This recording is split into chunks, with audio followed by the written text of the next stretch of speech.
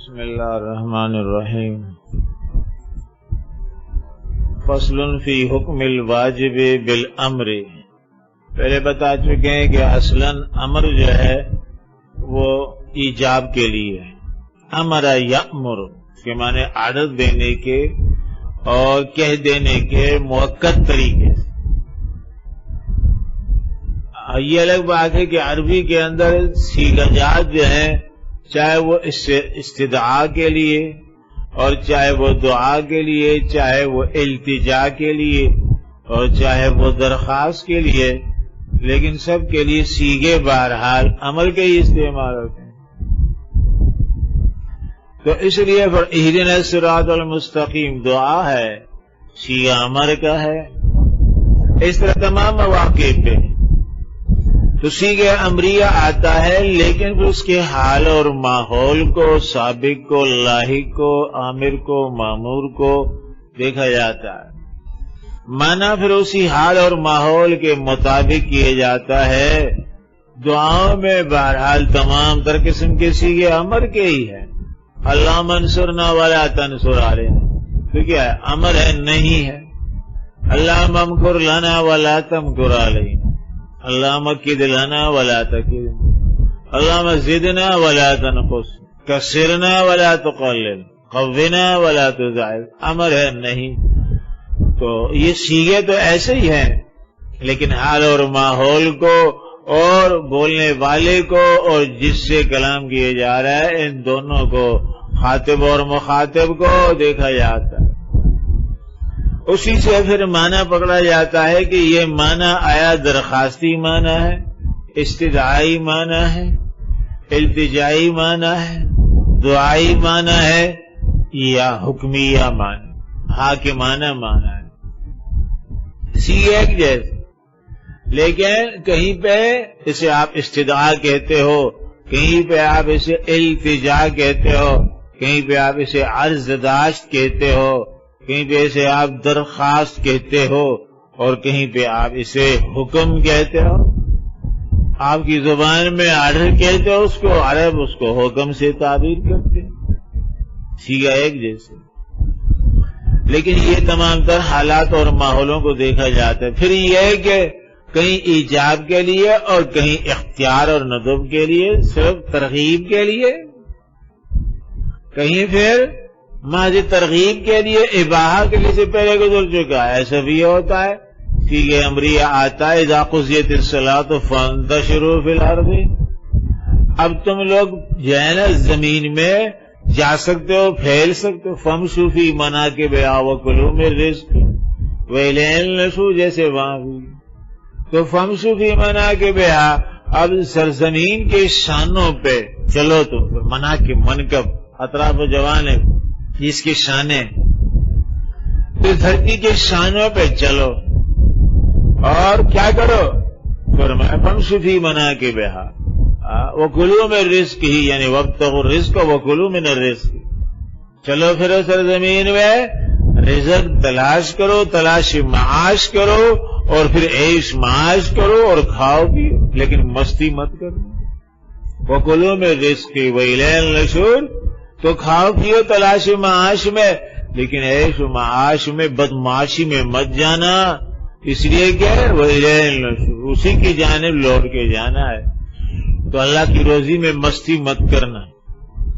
مستی کرو گے تو آخر جہنم کی پستی میں جا پڑو گے. بلندی تلاش کرو، بہشت کی بلندی وہ حلال میں، طیب میں، ہر مستی میں نہیں ہے بلکہ تقوی میں اور اعتدال میں. تو اس لیے بسا اوقات ایسا ہوتا ہے کہ صیغے آتے ہیں امریہ لیکن اختیاریہ ہو، جیسے استدعائیہ دعائیہ ہوتے ہیں، اس طرح اختیاریہ بھی. نماز ہو گئی، نماز سے قبل میں فرمایا فَاسْعَوْا إِلَىٰ ذِكْرِ اللَّهِ، دوڑو صوفیو، دوڑ لگاؤ. کہاں کی جانب؟ صوفی کی دوڑ مسجد کی طرف. اس لیے دوڑو تم سب کے ساتھ اور چھوڑو سب کے سب امور کو، تمام دھندوں کو اور بھگیڑوں کو، جھمیلوں کو ترک کر لو اور رخ کر لو مسجد کا. فَإِذَا قُضِيَتِ الصَّلَاةُ، پھر جب اس کے بعد نماز سے آپ فارغ ہو گئے تمام آداب احترامات کے ساتھ، تو فرمایا اب فانتشروا، اب تم پھیل جاؤ سرزمین. کہیں فرمایا فمشوا فی مناکبہا، یہاں فانتشروا، پھیل جاؤ. تو اب سرزمین میں پھیل جاؤ. اب ضروری نہیں کہ تم عصر تک اس طریقے سے گویا کہ آپ اتحیات کی کیفیت میں جامد اور صامت جناب بیٹھے رہو. ایسی کوئی عبادت نہیں ہے، محدود عبادت ہے ضرورت کے طور پہ، اور آگے پھر تمہاری دنیاوی ضرورت. وہاں بھی فرمایا فانتشروا فی الارض، ایک ہی جیسا سیکھا ہے، فسعوا امر ہے، فانتشروا بھی، لیکن حال اور ماحول کو، منظر کو دیکھتے ہوئے معنی دوسرا کیا جاتا ہے کہ تم پھیل جاؤ. لیکن جمعہ کے بعد کوئی واجب نہیں کہ جائیں اور دکان کھولیں، مارکیٹ کھولیں. اس لیے بہت سارے نہیں کھولتے، مستقل چھٹی کر لیتے ہیں. بہت سارے ایسے کہ وہ صبح سے کھولتے ہیں، جمعہ کے لیے بند کر لی، پھر نہیں کھولتے، پھر کہیں جا کے مغرب کے بعد. لیکن ضابطہ علماء فرماتے اس میں نکتہ ہے، جمعہ کے اہتمام میں صبح سے چھٹی کر لے گا اور نہیں کھولے گا کام، اور جمعہ ادا کر کے ساری چھٹی اور سارا ناغہ اور سارا معاملہ جو بند تھا صرف اور صرف جمعہ کے اہتمام میں، خطیب جی کے انتظار میں. پھر جب خطیب جی آگے ایک بہت بڑے لٹ کے ساتھ اور پھر انہوں نے خطبہ دیا، زبردست قسم کا خطبہ دیا، جامع اور معنی قسم کا عربی لہجے میں رٹا رٹایا خطبہ، طویل تڑنگا سنا دیا اس نے. پھر اس کے بعد اس نے نماز پڑھی. نماز میں خشوع خضوع سے دعا مانگی اور بہت دعا مانگی، یا اللہ میرے کام میں، کاروبار میں خوب برکت عطا فرما. اور 11 مرتبہ دعا میں یہ بولا، باقی سارے کام بھول گیا، ہوتے ہیں لوگ. تو اس لیے اس کے بعد پھر یہ جاتا ہے اور پھر یہ بسم اللہ 11 مرتبہ بسم اللہ پڑھتا ہے. تمام آداب کا بہت لحاظ کرتا ہے، دنیا کی طریقے سے زیادہ اور مقامات پہ تمام دعائیں بھول جاتا ہے، لیکن مال کی آمد کی تمام دعائیں اس کو یاد، تمام آداب اس کو یاد ہیں، مال محبوب. تو اس لیے پھر اس کے بعد یہ کھولتا ہے. تو علماء فرماتے تجربہ اس پہ شاہد ہے کہ واقعی یہ ٹاپو ترقی کر لے گا. انتظار جمعہ میں جو بند رکھتا ہے اور جمعہ پڑھ لینے کے بعد پھر کھولتا ہے. فَإِذَا قُضِيَتِ الصَّلَاةُ فَانتَشِرُوا فِي الْأَرْضِ وَابْتَغُوا مِنْ فَضْلِ اللَّهِ. اس میں خاص برکت ہوگی، اسی کا اہتمام کرے گا اور صبح سے جمعہ کے انتظار میں، اور پھر اس کے بعد کھولے گا. تو آہستہ آہستہ اس ترتیب سنت کے مطابق کاروبار اور دکانچہ اس کا چمک جائے گا. بہرحال وہ بھی ایجاب کے لیے نہیں، اختیار کے لیے. امر کیا ہے وہاں؟ تو یہ بتا رہا تھا میں آپ کو کہ جناب عربی میں یہ صیغہ ایک ہی امریہ ہے، اس کی جامعیت ہے، لیکن پھر حالات اور ماحول اور بولنے والے اور جس سے بولا جا رہا ہے. تو فرماتے ہیں یہ خاطب اور مخاطب، ان کے حالات کو، ان کے درجوں کو، ان کے رتبوں کو، ان کی کیفیت کو اور بولنے کے انداز کو اور پوزیشن کو، کیفیت کو دیکھتے ہوئے پھر معنی متعین کیا جاتا ہے. یہ دعا مانگی ہے یا عرض جاری کیا ہے، کسی کو حکم حاکمانہ دے کر یا دعا ملتجیانہ مانگ کر، یہ فرمایا آپ کو پتہ چلے گا. اس لب لہجے سے دعا کا لب لہجہ الگ اور حاکمانہ عدل کا لب لہجہ الگ. یہ ساری بات حالات اور ماحول سے، بول چال سے، لب لہجے سے، الفاظ سے اور طرز سے، طریقے سے، تخاطب سے پتہ چلے گا آپ. یہ امر ہے.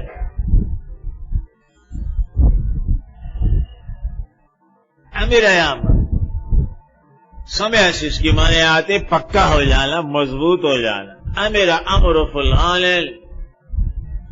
مضبوط ہو گیا، پکا ہو گیا، جڑ پکڑ لی، راسخ ہو گیا اور اس میں پائیداری آ گئی. یہ امر امر یامر کہ معنی آتے ہیں یہی معنی آرڈر دینا، امر امر نصر سے پر، اور امر تعمیل تفعیل سے کہ معنی آتے ہیں امیر بنانا، کسی کو امیر بنانا، امر تعمیر، عامر معامرہ کے معنی آتے ہیں آپس میں فیصلہ کرنا، عامر معامرہ، استمر استعمار، استعمار کے معنی بھی آتے ہیں ایک جگہ مشورہ طلب کرنا، اور اس کے معنی آتے ہیں فرمایا سمر اللیل بھی آتے ہیں، استعمار آپس میں رات کو گپے شپے لڑانا، قصہ گوئی کرنا، سمر اللیل جسے کہتے ہیں، استمر استعمار، تو سمر اللیل منع مکروہ ہے، بعد العشاء طویل اس طرح اعمال میں لگنا کہ جس سے تہجد متاثر ہو، جس سے فجر بر وقت متاثر ہو، تو اس لیے فقہا فرماتے ہیں سمر اللیل، طویل سمر اللیل کو منع کیا۔ اب ٹاپوان کیا کرتے ہیں؟ ٹاپوان اور شاہ کے درہم دینار پوری رات جاگتے ہیں، یا تو فضولیات میں جاگتے ہیں، اور یا پھر اگر دین سے وابستہ نیک آدمی ہے تو وہ جاگتے جناب اس لیے کہ اب وہ پوری رات ٹیوشن پڑھاتے ہیں نیٹ پہ، ٹاپو پوری رات جاگتا ہے۔ شریعت طیبہ میں فرمایا سمر اللیل ممنوع ہے، تو اس سے سارا نظام حیاتی درہم برہم ہو جاتا، فطری جو ترتیب ہے اس سے ہٹ کر انسان چلتا ہے۔ تو ٹھیک ہے وقتی طور پہ سمجھتا ہے یہ کمائی میری ہو رہی ہے، اچھی خاصی ہو رہی ہے آرام سے گھر بیٹھے بیٹھے، لیکن صحت کے لیے اعصاب کے لیے وہ تباہی ہے۔ اس طرح 8-10 سال میں ساری صحت گر جائے گی، ساری توانائی مر جائے گی، اور پھر یہ کہ عام طور پہ نماز فجر کی نماز غائب پھر ہوں گی، اخیر میں نماز سے پہلے آدھا پونا گھنٹہ پہلے چھٹی کر لے تو کہتے ہیں اچھا اٹھتا میں تھوڑی دیر کے لیے ذرا سستا لیتا ہوں، ٹاپو جب لے جاتے ساری رات کی نیند جمع کی ہوتی ہے، بوری کھول لیتا ہے پوری، اس کے بعد اور پھر 12 بجے اٹھتا ہے جناب، 12 بجے فجر کی نماز یا زور کے ساتھ ملا کے، لوگ سمجھتے ہیں قاری جی فجر وہ زور کی سنتیں ادا کر رہے، ٹاپو فجر کی نماز قضا کر رہا، تو اس طرح بے برکتی جان میں بھی، مال میں بھی، صحت میں بھی، ہر شے میں خلاف فطرت جب انسان جلتا ہے، فطرت اللہ التی فطر الناس علیہا، تو نظام عصبی بھی اور نظام اوقاتی سارا ٹوٹ جاتا ہے، درہم برہم ہو جاتا ہے۔ تو اس لیے فرماتے ہیں استعمار منع ہے، رات کو زیادہ دیر جاگنا، جس سے آپ کے فرائض واجبہ متاثر ہوں۔ ایتمر یاتمر ایتمار افتعال سے اس کے معنی آتے ہیں، اور امتثال کے اتباع کے، یہ سارے معنی۔ تو فرماتے ہیں امر کی 2 قسمیں ہیں، اور نوعان اداء و قضاء، حکم ادا بھی کرنا ہے اور نہیں تو قضا کرنا، لیکن اس کے بغیر چارہ نہیں کہ اس لیے کہ تو مکلف ٹھہر گیا اور تو نے عالم تکلیف میں قدم رکھ لیا، تو 15 سال کا جب بندہ ہو جاوے چاہے وہ مرد ہو یا عورت ہو تو مکلف ٹھہر گئے، مکلف بے احکامات الشرع بالاحکامات التکلیفیہ۔ اب یہ مخاطب ہو گیا باقاعدہ ہر حکم شرع کا، تو یہ مکلف ہو گیا، پابند، مکلف کے معنی پابند ہے، اور نفس امارہ کو یہ پابندی گراں گزرتی ہے، تو اس لیے احکامات تکلیفیہ بھی کہتے ہیں۔ نفس امارہ کو بہرحال تکلیف ہوتی ہے یا نہیں؟ نفس امارہ کو تکلیف ہوتی ہر تعمیری کام سے، کسی سے، ہر تعمیری کام سے، ہر تشکیلی کام سے اس کو تکلیف ہوتی ہے، اور ہر شیطانی عمل سے، تخریبی عمل سے اس کو آسودگی ملتی ہے، ہر تخریبی عمل سے اور تخلیقی عمل سے اس کو آسودگی ملتی ہے۔ فجر کی نماز میں ظاہر اس کی تعمیر ہے، تراش خراش سنوارنا ہے، اس کو بنانا ہے، اس کو تکلیف ہوتی ہے۔ اس کو کیا کہتا ہے نا، پڑے رہو اور پڑے رہو، خبردار بڑا ہی مزہ آ رہا ہے، بہت ہی میٹھی، جیسے اس میں ایک پاؤ شہد بھر دیا اس نے گھول کے، اس طرح میٹھا کر دیا اس نے تیرے لیے، لیٹے رہنے کو، سوئے رہنے کو، اور بہت تکلیف نفس محسوس کرتا ہے۔ احکامات شرع کی پابند، تہجد کے لیے اٹھنے میں نفس بہت شور مچاتا ہے، بہت برا مناتا ہے، لیکن اس میں اس کی تعمیر ہے، تخریب پہ ترغیب دیتا ہے، اور تخریب میں آسودگی محسوس کرتا ہے، تعمیر میں ناآسودگی محسوس کرتا ہے، تکلیف محسوس کرتا ہے۔ لیکن ظاہر ہے اس کی تعمیر اس کی ضد میں ہے، اس کی تعمیر اس کی ضد میں ہے، یہ امتحان کے طور پہ اللہ نے لگا رکھا ہے، اور تیری قوت دینیہ قوت عقلیہ کی سے کشتی چلائی ہے، ہر حکم کے لیے مستقل اس کے ساتھ دشمن اور عدو کے ساتھ کشتی لڑنی پڑتی ہے۔ جو کشتی لڑنے میں کامیاب ہوا مستقل طور پہ ہمت نہیں ہاری اس نے، تو وہ آگے آگے بڑھ جاتا ہے، ایک وقت آ جاتا ہے پھر آخر کار یہ مستقل مات دے دیتا ہے عدو نفس کو، جب یہ کشتی گری میں کشتی رانی میں ماہر ہو جاتا ہے، تجربہ حاصل کر لیتا ہے، تربیت گاہ میں جا کر، تعمیر گاہ میں جا کر، تو پھر آخر کار ایک وقت آ جاتا ہے یہ غالب اور نفس بہرحال جو ہے وہ ایک شخص خوردہ ہو جاتا ہے، اس کو مات دے دیتا ہے، لیکن پھر بھی وہ مستقل نہیں چھوڑتا۔ جب یہ مستقل چوکنا رہے گا، بیدار رہے گا، تیار رہے گا، ہوشیار رہے گا، تو قدرے اس کو قابو میں رکھ سکے گا، ڈبل نکیل دے کر، اور جب بھی یہ معمولی اس کی اس طرح ڈور ڈھیلی کر دے گا تو پھر وہ گرفت میں نہیں لائے گا، کسی صورت میں گرفت میں نہیں لا سکتا۔ قد افلح من زکاہا وقد خاب من دساہا، اس لیے فرماتے ہیں تو تزکیہ ہوگا، فرمایا وہ اس طرح اس کو رگڑا دینے سے، اور اس کو اس میں تکلیف ہوتی، احکامات تکلیفیہ میں اس کو جوتنے سے، احکامات تکلیفیہ کے اوکھل میں اس کو جوت لوگے تو پھر اس کے بعد اس سے آپ کام لے سکتے ہو، اگرچہ یہ ناگواری محسوس کرتا رہے اور ناخوشگواری محسوس کرتا رہے، چین بجا بھی رہے اور منہ بسورتا رہے، ناراض رہے اور تیور بگاڑتا رہے، لیکن بہرحال آپ نے کام لینا ہے، سواری بنا کر اس کو سے کام لینا ہے۔ کس طرح؟ فرمایا امتثال امر کا کام لینا ہے، امر بجا لانے کا کام لینا ہے، اور اس طریقے سے معاملے کے طور پہ اس سے کام لینا ہے، مصلحت کا کام لینا ہے، ادا ہے اور قضا ہے۔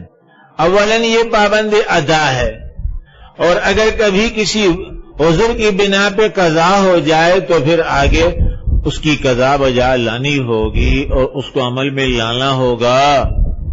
رفع القلم عن ثلاث، عن صبی حتی یحتلم، وعن نائم حتی یستيقظ، وعن ناسی حتی تذکر۔ تو یہ فرمایا اگر بھول چکا ہے، بالکل اسے یاد نہیں آیا اور کسی مسئلے میں ایسا لگا رہا نماز قضا ہو گئی تو بھی فرمایا، سو گیا ہے اور سو کر اٹھا تو اور ہوشیاری ہوئی تو بھی فرمایا جس وقت بھی اس کی آنکھ کھلے فوری نماز پڑھ لے۔ تو اس فیض کا احدکم فرمایا اس کے بعد نماز پڑھ لے، فإن ذلک وقت من نام عن صلاۃ او نسیھا فلیصلیھا اذا ذکرھا فإن ذلک وقتھا۔ تو وہ تو وقت نہیں ہے، اس کا وقت تو نکل چکا ہے۔ آپ صلی اللہ علیہ وسلم فرماتے فإن ذلک وقتھا، وقت کیسے ہے؟ وہ فجر کی نماز ادا کر لی اور اب یہ 12 بجے ادا کر رہا ہے، 11 بجے ادا کر رہا ہے، فرمایا جا رہا ہے فإن ذلک وقت، یہی اس کا وقت ہے، یعنی اگر جان کر نہیں کیا آمدن نہیں کہ پکا ارادہ تھا میں اٹھوں گا، اور دیر ہو گئی، قضا ہو گئی، تو واقعتاً بہت زیادہ خجالت، بہت زیادہ ندامت، انتہائی شرمندگی اور انتہائی افسوس ہے. یہ اس وقت کی بات. اور اب یہ ادا کر رہا تو نیت تو قضا کی ہی کرے گا. یہ نہیں کہ آپ صلی اللہ علیہ وسلم فرما دیا فإن ذلك وقت، اگر 12 بجے میری فجر کی نماز کا وقت ہے فإن ذلك وقتها، نہیں، نیت تو قضا کی کرے گا، ادا کی نہیں کرے گا. لیکن فإن ذلك وقت اس لحاظ سے فرمایا گیا کہ اس قضا کی بنا پہ اس کا مواخذہ نہیں ہوگا. قضا کرنے کے نتیجے میں جو مواخذہ ہے، جو عذاب ہے، کافی سارا عذاب، ایک نماز جان کر قضا کرے گا. دو سناتے ہیں تبلیغی نصاب میں، فضائل نماز میں دیکھو کتنی ساری وعید ہیں. تو اس لیے ایک ایک خریف اور ایک ایک خریف کم از کم فرمائے 500 سال، یہ ایک نماز کی چھوڑنے پہ سزا ہوگی جان. تو وہ سزا نہیں ہوگی، اور وہ برائی اس کی نہیں ہوگی، وہ بدنامی اس کی نہیں ہوگی عند اللہ، اور ان مجرموں میں اس کو شمار نہیں کیا جائے گا. اس لیے فرمایا فإن ذلك وقتها، وقت حقیقتاً وہ نہیں قضا ہو چکی ہے نماز کا وقت فجر کا تھا. فرمایا جا رہا ہے اس کی دلجوئی کے لیے، جو بہت زیادہ افسوس ہے صوفی کو، صوفی رو رہا ہے نماز قضا ہو گئی. ایسا کوئی صوفی ہے تم میں؟ سالین میں سے گزرے ایسے. تو نماز قضا ہو گئی تو پھر اس کے بعد نفس کو سزا دے رہے ہیں، نفس کو کچھ بھی نہیں کھانے کو دوں گا، نہ پینے کو دوں گا، روزہ رکھواؤں گا اس سے، اور ساتھ ساتھ روئے بھی بیچارے. ایسے بھی سلاؤ کبھی عمر بھر میں ایک مرتبہ ایسا ہوگا، اور انہی کو زیادہ دھچکا لگتا ہے، زیادہ افسوس و پریشان ہوگا. جو ایک اہتمام کیا ہوتا ہے سالہ سال کے بعد کہیں قضا ہو، اور جو ٹاپ ہر تیسرے دن قضا کرتا ہے وہ کیا روئے گا؟ تو جس قدر ایک قیمت بنائی ہوتی ہے کہ اسی قدر کبھی اگر وہ قیمت ضائع ہو جائے تو افسوس ہوتا ہے. ایک ترتیب کسی نے چلائی ہے اور وہ باقاعدہ 5 وقت جماعت کی پابندی کر رہے 2 سال سے 3 سال سے، اس کی جماعت بہت ہوگی یا قضا ہوگی، اس کو دکھ ہوگا. جو روزانہ 2 نماز جماعت سے 3 بدون جماعت کو ایک قضا کر کے پڑھتا، اس کو کیا افسوس ہوگا؟ تو اس لیے فرماتے ہیں ایسی صورت میں حدیث میں جو آئے فإن ذلك وقت، جبکہ قضا ہے اس کی دلجوئی کے لیے. اللہ کریم ہے، شکور ہے فرمایا، اور عباد کی محنتوں کی اور جذبات کی قدر فرمانے والے، جذبہ اس کو صالح تھا. ہاں وقتی طور پہ ایسا ہو گیا اور وہ سو گیا فرمایا، غفلت میں بالکل کھو گیا، تو اب یہ اس کے بس میں نہیں تھا. ہاں فی زمانہ یہ صورتیں آ گئی، مختلف حالات آ گئے، مختلف الارم آ گئے، تو اب تو وہ عذر بھی نہیں ہو سکتا. ہاں کوئی کدو کا ایسا ہوتا ہے بہت ہی دبیز نیند میں چلا جاتا ہے، جیسے 7ویں زمین کے نیچے پہنچ گیا، دفن ہو گیا. الارم بجتے رہے، الارم کیا، اس کے سرانے آ کے ڈھول پیٹتے رہے، کافو نہیں اٹھتا، جیسے 10 ٹکیا چرس چڑھا چکا ہے. بعض ایسے ہوتے ہیں بہت سخت اور گہری ان کی نیند ہے. تو لیکن عمومی طور پہ بہرحال ایسا نہیں ہوتا، کسی الارم وغیرہ سے کام چل جاتا ہے. تو فرماتے یہ ایک ادا ہے کہ ادا جو کا تم وہ حکم بجا لانا، فی طیبہ کا حکم شرع بلا کم اوقاس، بغیر کسی کور و کمی کے اور بغیر کسی نقص کے، جس طرح فرما دیا گیا 100% فرمایا. جو کا تم حکم وہ امتثال کے ساتھ بجا لانا، یہ کیا ہے؟ یہ ادا ہے. اس لیے کہتے ہیں وہ تسلیم عین الواجب بسبب ہی الی مستحقہ، وہ دے دینا، سونپ دینا، حوالہ کر دینا، ادا کے دے دینا، یعنی ادا کر دینا. اصل کلام یہ ادا کر دینا، تسلیم عین واجب، بعین ہی واجب کو، واجب کی کوئی کاپی نہیں ہے، عین واجب، بعین واجب، وہ ادا کرنا. بے سبب ہی اس کا ایک سبب ہے، حکم ہے، وہ قرآن الفجر، ان قرآن الفجر کان مشہودا، سبب ہے اس جیسے فجر کی نماز.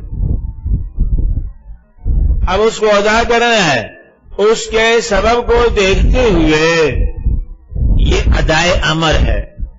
سبب آ گیا، فجر کا وقت داخل ہو گیا اور امر متوجہ ہو گیا. اد الفجر ایوہ الصوفی ایوہ التعبو، اٹھ. ہاں، اور اد الفجر وقرآن الفجر یعنی التزم قرآن الفجر. اے صوفی تعبو کیا کر؟ التزم تلاوت الفجر، تلاوت القرآن فی الفجر، یعنی قرآن کی تلاوت کو لازم پکڑ. فجر کی نماز میں وافر تلاوت ہوتی ہے تو اس لیے اس کو تلاوت سے تعبیر کر، حالانکہ تلاوت فی الصلاۃ مطلوب ہے وہ قرآن الفجر، لیکن تلاوت طویل پھیلی ہوئی تو اس لحاظ سے قرآن تلاوت فجر سے فجر کی صلاۃ کو تعبیر کر دیا گیا. یہ سبب ہے، سبب آ گیا، اس طریقے سے وقت داخل ہو گیا، امر متوجہ ہو گیا. التزم صلاۃ الفجر وقراءتہ، امر متوجہ ادا کے لیے سبب آ گیا. الی مستحقہ، مستحق کون ہے فرمایا اس کا؟ استحقاق رکھنے والا کون ہے؟ رب ہے، رب العالمین نے عرض دیا ہے اقم الصلاۃ لدلوک الشمس الى غسق اللیل وقرآن الفجر ان قرآن الفجر کان مشہودا. یہ ساری پنج وقتہ نمازیں سے ثابت کرتے ہیں. دلوک الشمس سے ظہر، اس کے الى غسق اللیل سے آگے پھر دوسری نماز اور پھر آگے فجر. تو فرماتے ہیں یہ گویا کہ عین واجب کو آپ نے ادا کر لیا، وہ واجب جو امر سے آ گیا تھا اور سبب اس کے لیے وقت تھا، سبب آ گیا، امر متوجہ ہو گیا آپ کی جانب اور آپ نے ادا کر لیا. اس واجب کو ادا کر کے دے دیا، اس کو الی مستحق ہی، مستحق کے ایجاب کو، مستحق کے ادا کو، استحقاق رکھنے والا وہ کون ہے؟ وہ الہ العالمین. اسی کو فرماتے ہیں میری عبادت کرو، ایاک نعبد و ایاک نستعین، یہی مطلوب ہے اس کے، میری ہی عبادت کرنا. اس لیے حکم ہے کہ آپ پڑھو. فرمایا آپ دعائے قنوت میں کیا پڑھتے؟ اللہم ایاک نعبد و لک نصلی و نسجد و الیک نسعی و نحفظ. پڑھتے ہو یا نہیں؟ یا نہیں پڑھتے ہو؟ ہاں، بہت سارے صوفی اور کوفی اپنے لیے آسان طریقہ عوام کا نام، یہ دعائے قنوت نہیں آتی جی، میں اس میں جو ہے نا سورہ اخلاص ایک مرتبہ پڑھ لیتا ہوں، سبحان اللہ والحمدللہ. ہاں، مفتی اٹکل شاہ نے جھٹکل شاہ نے فتویٰ اس کو دیا ہے، سبحان اللہ والحمدللہ پڑھ لیا کرو 3 مرتبہ کافی. ایسا نہیں، مستقل اس پہ گزارا نہیں کر سکتے، کبھی 1-2 ٹائم الگ سیکھی، نہ مسلم نے وہ الگ چیز. تو اس لیے فرمایا اللہم ایاک نعبد و لک نصلی و نسجد و الیک نسعی، اس لیے کہ آپ ہی مستحق ہیں، آپ ہی مستحق طاعت اور عبادت ہے. الا مستحق ہی، اس کے استحقاق ہے اور وہ اس استحقاق کے بارے میں کسی کے ساتھ کوئی رعایت نہیں برتتا، کوئی اجازت نہیں دیتا کہ جناب اس استحقاق میں کسی کو صریم ہو شراکت دے دے، اجازت دے دے، کوئی جائز ایسا نہیں. تو اس لیے ہمارے ہاں سجود تحیاتی جو ہے اس کو بھی منع کر دیا. ہماری شریعت جو ہے سجود تحیاتی ادب کا، احترام کا سجدہ ہوتا ہے اور ایک سجدے عبودیت ہوتا ہے. فخروا له سجدا، حضرت یوسف علیہ السلام کے سامنے قال یا ابت ھذا تعبیر رؤیا قد جعلها ربی حقا. تو فرمایا یہ سب کے سب خروا له سجدا، سب سجدے میں گر پڑے.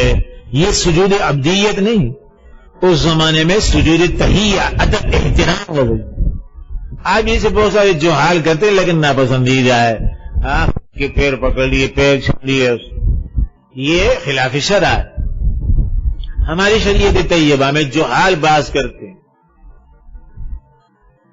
تو فرمائیے تحیہ کا سجدہ ہمارے ہاں منع کر دیا گیا، سابق شرع میں جائز، اب سجدہ ہوگا تو صرف اور صرف عبودیت والا ہی ہوگا، اور یہ جو حال اسی پہ عمل پیرا ہے، جتنے بھی یہ جاتے ہیں قبر پرست جاتے ہیں اور کہتے ہیں جناب ہم تو سجود عبودیت نہیں کرتے، ہم تو ادب احترام میں جا کے پڑ جاتے ہیں قبروں، حالانکہ یہ معلوم نہیں کہ جائز کہ ہماری شریعت میں اس کی کوئی گنجائش نہیں، کوئی اجازت نہیں ہے، ہمارے سجدہ ہوگا عبودیت کا ہی ہوگا، تحیہ والا ادب احترام والا کوئی نہیں ہے، منسوخ ہے، منسوخ معدوم ہے، پھر تو اس سے استدلال کرنا غلط ہے اور اس طرح کرنا موجب کفر ہے، اس لیے کہ ہم ظاہر کو دیکھتے ہیں، نحن نحکم بالظواہر، کوئی سجدہ غیر اللہ کے سامنے کرے گا تو وہ ایمان سے نکل جائے گا، وہ کچھ بھی کہے، کوئی بھی اس کی تعویل کرے،